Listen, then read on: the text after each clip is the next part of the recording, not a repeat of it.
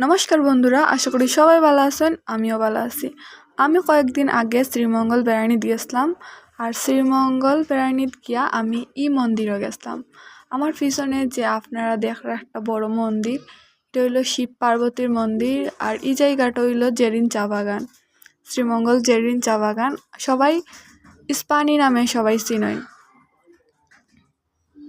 মন্দিরটা আমার কাছে অত ভালো লাগছে যে ভিডিও না করিয়া থাকতে পারলাম না। ভিডিও করলাম যাতে আপনারা দেখেন, আপনারাও যদি যান শ্রীমঙ্গল জেরিন চা বাগানতে মন্দিরটা দর্শন করে আইতে পারবা। আর মন্দিরটা এখনও কমপ্লিট হয়েছে না, মন্দিরটা কমপ্লিট হইলে আরও সুন্দর লাগবো। আর আমার মন্দিরটা এক কথা একবারে অসাধারণ লাগছে। মন্দিরের সামনে দিয়ে একটা মহাদেবের মন্দির আছে। আর এই মন্দিরটা আমার কাছে অত বেশি ভালো লাগছে কি তা কইতাম। এই জায়গার মাঝে বইয়া থাকলে যে শান্তি লাগে।